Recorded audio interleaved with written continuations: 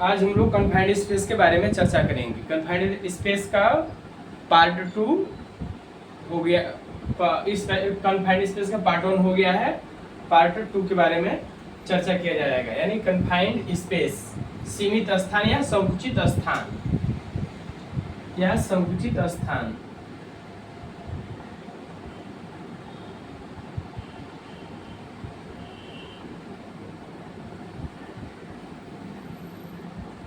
ये हो गया। और कन्फाइंड स्पेस है क्या, मान लीजिए कि औद्योगिक दृष्टि और औद्योगिक और सुरक्षा के भाषा के अनुसार एक ऐसा पूर्णतः बंद क्षेत्र है, पूर्णतः आंशिक बंद क्षेत्र है जिसमें काम करने के लिए तो पर्याप्त है लेकिन रहने के लिए पर्याप्त नहीं है। औद्योगिक और सुरक्षा के भाषा के अनुसार औद्योगिक और सुरक्षा के भाषा के अनुसार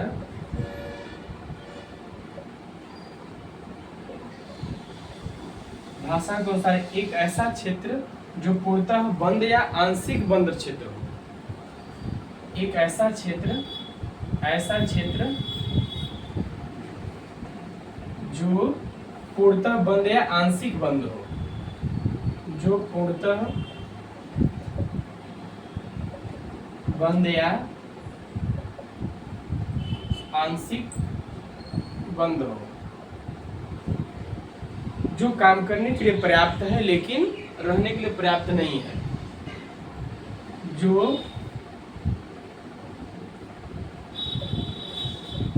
काम करने के लिए पर्याप्त है लेकिन रहने के लिए पर्याप्त नहीं है।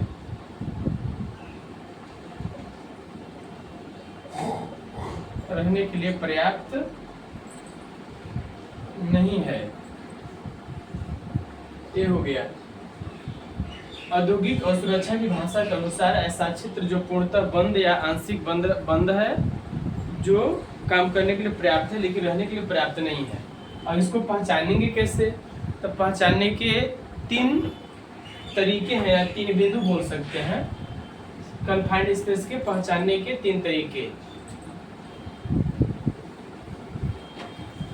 कन्फाइंड स्पेस के पहचान और उसके मुख्य विशेषताएं। कन्फाइंड स्पेस के पहचान और मुख्य विशेषताएं में पहला हो जाएगा सीमित स्थान, सीमित आना जाना।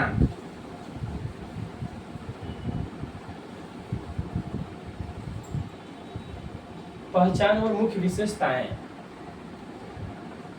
कन्फाइंड स्पेस की पहचान,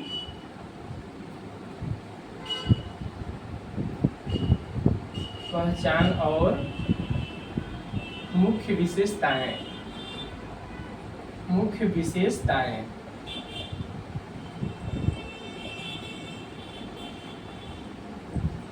Identification and key characteristics of confined space.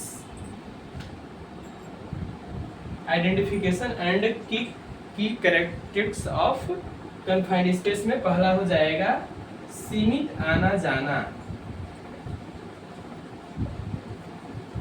पहला हो जाएगा सीमित आना जाना। पहला हो जाएगा सीमित आना जाना। दूसरा लगातार रहने के लिए नहीं। दूसरा लगातार रहने के लिए नहीं।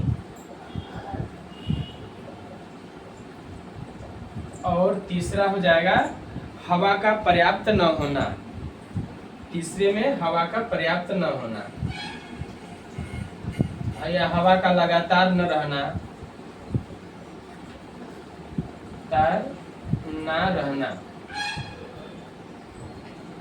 इसके आइडेंटिफिकेशन एंड की कैरेक्टरिस्टिक्स ऑफ कन्फाइंड स्पेस में पहला हो जाएगा सीमित आना जाना। सीमित आना जाना बोले तो उसमें काम करने के लिए पर्याप्त है लेकिन रहने के लिए पर्याप्त नहीं है। उसमें काम कर सकते हैं, आ जा सकते हैं, लेकिन आपातकालीन में निकलना मुश्किल हो जाएगा। जैसे आपातकालीन क्या है, आपातकालीन में सपोज आग लग गया तो बहुत लोग रहेंगे तो उसमें निकलना मुश्किल हो जाएगा, बहुत थोड़ा जगह होता है। उदाहरण के तौर पर बताएंगे। दूसरे में लगातार रहने के लिए नहीं है, बस उसमें काम कर सकते हैं 2 घंटे 4 घंटे, फिर आ जाएंगे बाहर अच्छे से हवादार में। तीसरे में हवा का लगातार न रहना, वो बंद रहेगा तो हवा आर पार नहीं नहीं आर पार उसमें हवा नहीं होगा तो क्या होगा, उसमें विषैली गैस उत्पन्न हो जाएंगी, carbon monoxide, carbon dioxide, nitrogen dioxide और कार्बन मोनोऑक्साइड, इस प्रकार की गैसें उत्पन्न हो जाएंगी। तो फिर उसको हम जैसे कार्बन मोनोऑक्साइड बताएंगे, आगे चर्चा होगी। तो ये हो गया 3 पॉइंट हो गया उदाहरण। अब हम लोग ये हो गया विशेषताएं और कन्फाइंड स्पेस के उदाहरण में चलते हैं। लगातार हो गया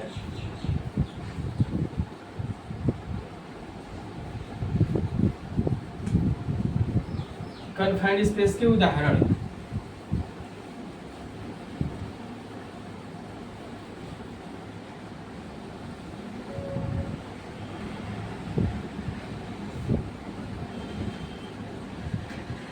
एग्जाम्पल में हो जाएगा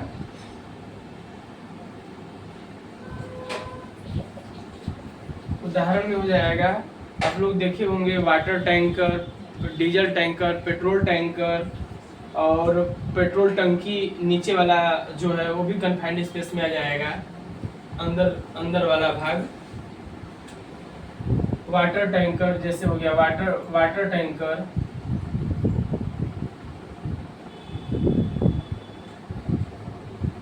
water tanker, diesel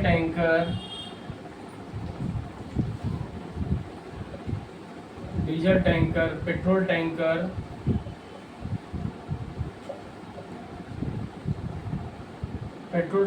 Cello, power प्लांटों में सैलो होता है, ऐस डंपिंग करने के लिए ऐस उसमें राख को इकट्ठा किया जाता है, फिर गाड़ी आती है उसमें भर भर के भेजा जाता है। तो सैलो हो गया। और अब बॉयलर में चले आएंगे तो बॉयलर में सेकेंडरी एयर डक्ट हो गया, पावर प्लांट के बॉयलर में सेकेंडरी एयर डक्ट हो गया। और टरबाइन में चले आएंगे, टरबाइन में तो स्टीम ट्यूब हो गया, ये हो गया। और बॉयलर में भी आएंगे तो हो जाएगा, बॉयलर में आएंगे तो क्या बोलते हैं, कोयला का बंकर, कोक बंकर हो गया। इसमें कोयला इकट्ठा किया जाता है, फिर उसको मिल के द्वारा मिक्स करके अपना बॉयलर में भेजा जाता है। तो कोक बंकर हो गया, कोयला वाला बंकर उसमें इकट्ठा किया जाता है, बंकर हो गया। और इसके बाद गटर हो गया, गटर नाली, सुरंग भी आ जाएगा, सुरंग, गटर वाला नाली, गटर नाली, सुरंग, गटर नाली। और मान लीजिए इत्यादि, इसी प्रकार के इत्यादि हो जाएंगे, तो तीनों पहचान आ जाएगा। ये हो गया उदाहरण में। अब इसमें खतरा और सावधानी, अब खतरा क्या क्या है उसको थोड़ा समझ लेंगे, फिर आगे चलेंगे। उदाहरण के तौर पर हो गया water tanker, diesel tanker, petrol tanker, silo, boiler में secondary air duct, turbine, steam tube, coke bunker, ये भी बॉयलर उसमें ही रहता है, पावर प्लांट में ही बंकर। और अब सुरंग हो गया, गटर नाली, इस प्रकार ये सब हो गया। आगे खतरा, कन्फाइंड स्पेस में खतरा।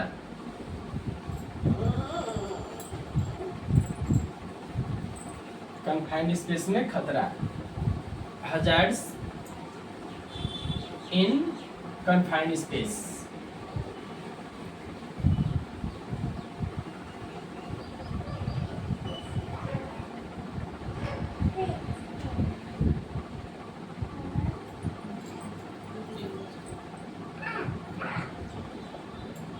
खतरा हो गया हजार्ड्स। इसमें पर्याप्त ऑक्सीजन का न होना, पहला खतरा पर्याप्त O2 ऑक्सीजन का न होना,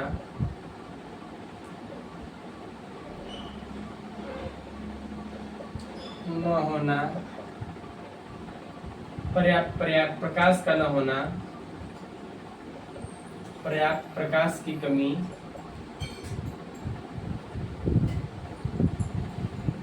कहीं कहीं दलदल भी होता है, दलदल का भी होना, मतलब जगह सुरंग की जगह पर या वो कंडीशन कौन सा दलदल का भी पाया जाता है, दलदल का होना एज पर कंडीशन कौन सा, और कहीं कहीं बहुत अधिक ध्वनि भी होता है, अत्यधिक ध्वनि का होना,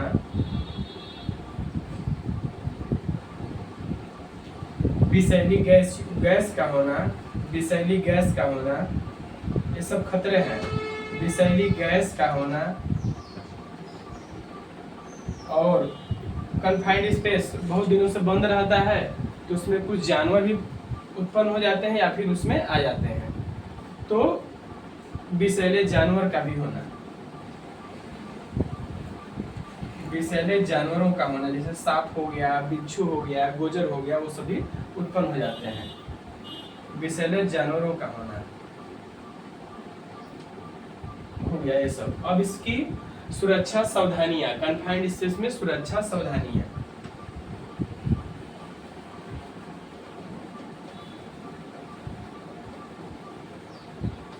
कन्फाइंड स्पेस में सुरक्षा सावधानियां हो जाएगा कि कन्फाइंड स्पेस में सुरक्षा सावधानियां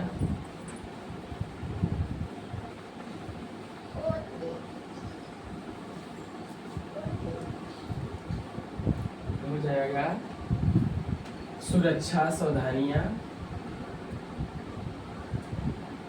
सेफ्टी इन कन्फाइंड स्पेस, सुरक्षा और सावधानियां।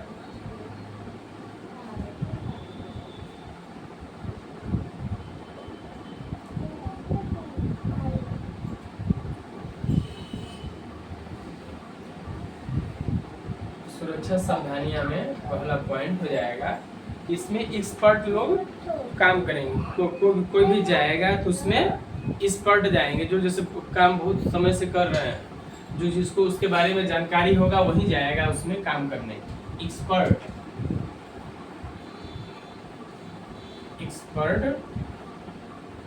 वर्कर काम करेंगे, वर्कर्स काम करेंगे, उसमें काम करेंगे। दूसरे में कि कन्फाइंड स्पेस में गैस डिटेक्टर के द्वारा पहले गैस चेक करेंगे, उसमें ऑक्सीजन की मात्रा कितनी है, कार्बन मोनोऑक्साइड कितना है, नाइट्रोजन कितना है, टेम्परेचर कितना है, ये सब पहले जांच कर लेंगे, तभी उस और कई प्रक्रिया पूरा कर लेंगे, तभी उसमें काम करने के लिए हम जाएंगे। गैस डिटेक्टर के द्वारा गैस की चेक करना, गैस डिटेक्टर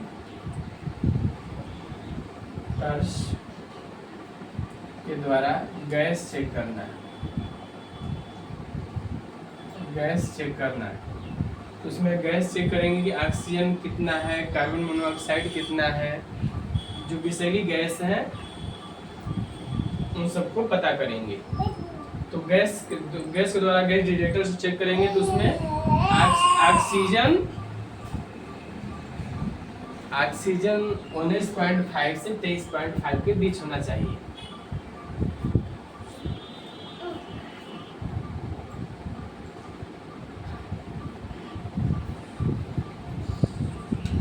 तो गैस डिटेक्टर के द्वारा ये हो गया, तो ऑक्सीजन O2 हमें उसमें पता करना है कि 19.5 से 23.5 19.5% से 23.5% के बीच हो, इसको ध्यान रखना है। और CO कार्बन मोनोऑक्साइड,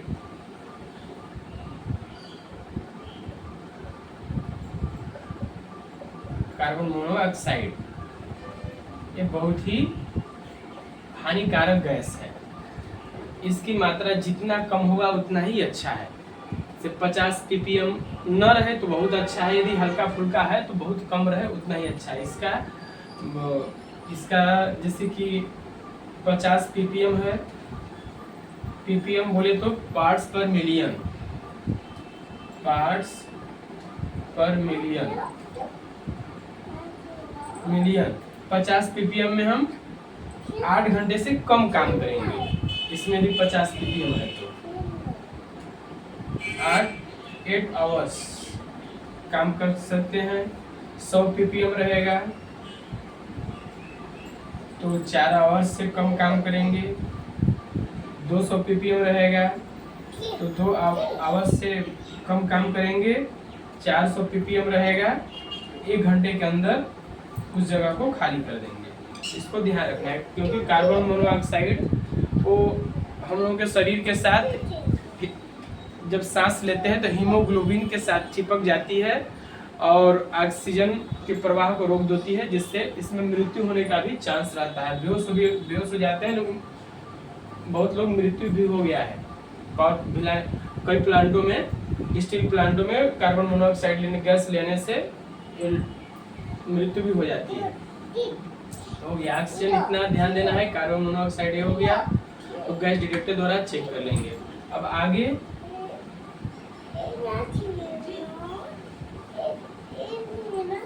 और ये हो गया तीसरे पॉइंट में, उसमें प्रकाश का पर्याप्त व्यवस्था कर लेंगे। तीसरे पॉइंट में प्रकाश का पर्याप्त व्यवस्था, प्रकाश की पर्याप्त व्यवस्था, जिसमें 24 वोल्ट डीसी लैंप का प्रयोग करेंगे। 24 वोल्ट डीसी लैंप बोले तो बल्ब का प्रयोग, 24 वोल्ट डीसी लैंप का प्रयोग करेंगे।